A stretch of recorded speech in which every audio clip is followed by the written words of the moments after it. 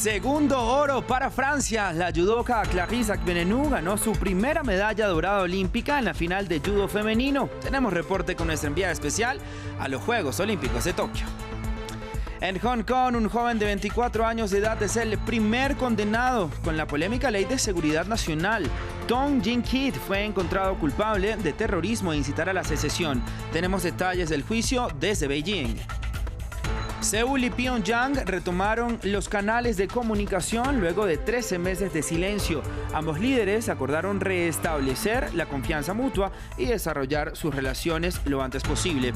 La comunicación entre ambas naciones fue cortada unilateralmente por Pyongyang.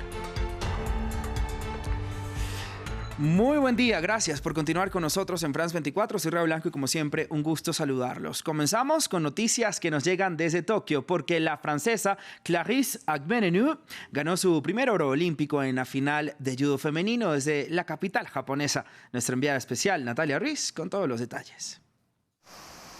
Clarisse Agbenienou dio la primera medalla de oro a Francia. La judoka de 28 años ganó en la categoría de menos 63 kilos en una final que disputó ante la eslovena Tina Strantanjek, la misma judoka ante la que se tuvo que enfrentar en la final en Río 2016 y ante la que había perdido en esa ocasión. Muchísimas lágrimas, momentos de emoción se vivieron aquí en el Nippon Budokan en Tokio tras esa victoria francesa. Otro que se convirtió en campeón olímpico, esta vez en surf, fue el brasilero Ítalo Ferreira tras vencer al japonés Kanoa Igarashi. La medalla de bronce fue para el australiano Owen Wright, quien venció a otro de los favoritos, otro brasilero, Gabriel Medina. Y debo decirles que la final de surf fue absolutamente espectacular, muy palpitante debido a las condiciones climáticas que trajo consigo un tifón que está atravesando por Japón. El agua que también ha traído varias medallas más a Brasil. Bueno, otra más esta mañana en la final de 200 metros libres. Fue Fernando Schäfer quien se quedó con la medalla de bronce con un tiempo que además le permite tener récord nacional. La medalla de oro y la medalla de plata fue para la dupla británica Tom Dean y Duncan Scott. Cambiamos ahora de información porque protestas a favor y en contra del gobierno cubano se desarrollaron en varias ciudades del mundo luego de las manifestaciones del pueblo cubano contra el régimen comunista que comenzaron el pasado 11 de julio. Es el caso de Madrid, Buenos Aires y Ciudad de México. Decenas de personas se concentraron frente a las respectivas embajadas para pedirle a Miguel Díaz-Canel el fin del embargo estadounidense contra la nación caribeña. En París, la sede diplomática cubana fue atacada con 3 cócteles Molotov que provocaron un incendio en la fachada y del que el gobierno cubano ha responsabilizado a la administración estadounidense por sus campañas contra la isla. Un tribunal de Hong Kong condenó a Tong Jin-kit, de 24 años, en el primer juicio con la polémica Ley de Seguridad Nacional. Jin-kit fue encontrado culpable de terrorismo e incitar a la secesión. Más de 60 personas han sido acusadas bajo la controversial ley, incluidos algunos de los más reconocidos activistas pro democracia. Desde Beijing, nuestro corresponsal Adrián Foncillas con todos los detalles.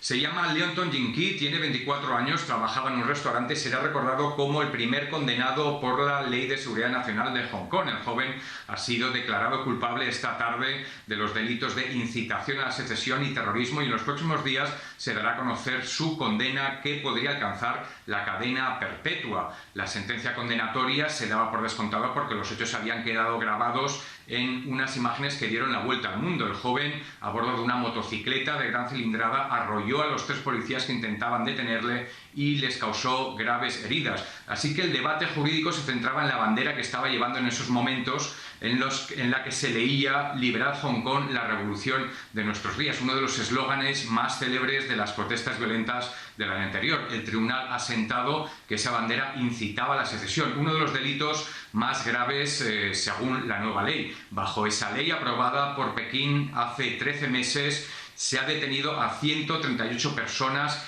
y se han presentado cargos sobre 76, así que es más que probable que en los próximos meses veamos un caudal de duras sentencias condenatorias.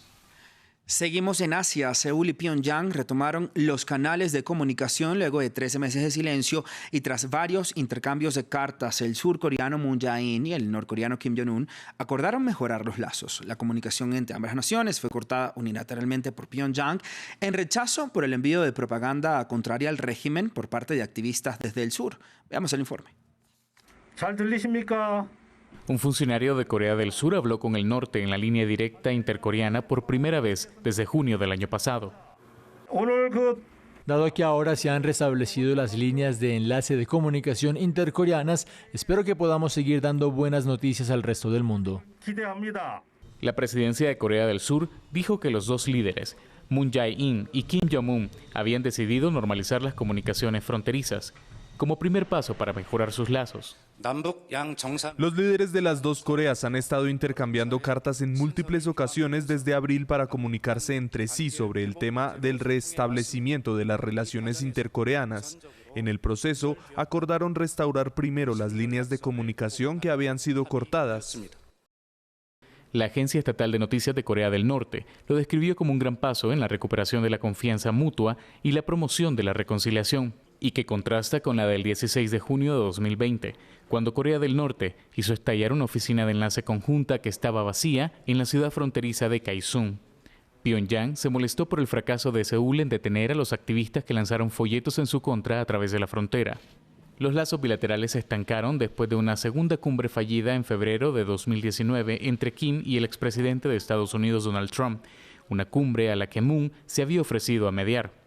Los expertos dicen que Pyongyang ahora está buscando mejorar las relaciones transfronterizas antes de una posible reanudación de las conversaciones con el gobierno de Biden y el deseo de ver una flexibilización de las sanciones internacionales en medio de la crisis de COVID-19.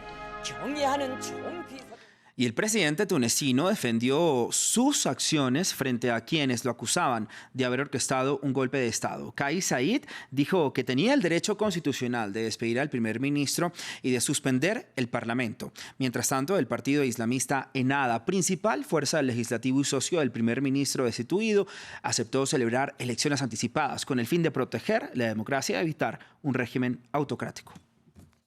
El presidente Kais Saied sostiene que todo tiene legitimidad y ha negado las acusaciones de que su decisión de despedir al primer ministro y suspender al Parlamento equivale a un golpe de Estado.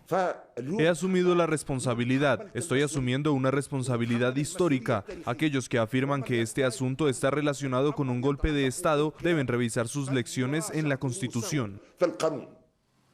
Saied instó a la gente a no salir a las calles, prometió que cualquier oposición violenta se enfrentaría con la fuerza y también reforzó las restricciones de COVID-19 en cuanto a reuniones. El primer ministro destituido, Hichem Mechichi, acordó dejar que el presidente eligiera a su sucesor, diciendo que no quería causar problemas. Más temprano el lunes estallaron refriegas frente al Parlamento de Túnez, cuando los partidarios del presidente se enfrentaron a los partidarios del principal partido del país. Las decisiones del presidente Kais Saied no son correctas, contra la Constitución y la realidad. Nos traen de nuevo a 1954. Ver el Parlamento cerrado por tanques es una vergüenza. La decisión se tomó luego de meses de estancamiento político y crecientes tensiones. El impacto de la pandemia, junto con el alto desempleo, resultó en protestas masivas contra el gobierno durante el fin de semana. Muchas potencias extranjeras han expresado su preocupación por las acciones del presidente Saied, instando a Túnez a no poner en peligro su democracia de 10 años.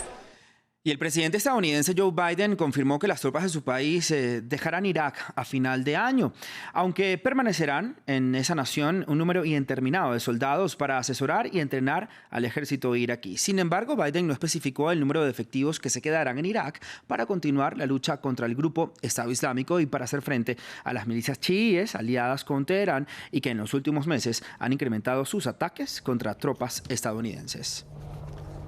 El cardenal Angelo Becciu, que en el pasado fue uno de los hombres más poderosos del Vaticano y estrecho colaborador del Papa Francisco, será juzgado desde hoy en un proceso histórico sobre corrupción. Será la primera vez que un cardenal se siente ante el Tribunal del Estado Ciudad del Vaticano. Lo hará junto a otras 9 personas acusadas de malversación de fondos, blanqueo de dinero, fraude y abuso de poder en el caso de que investiga una irregular inversión de unos 350 millones de euros en un edificio de Londres. Y de esta manera llegamos al final del informativo en France 24. Continúen con nosotros. Buen día.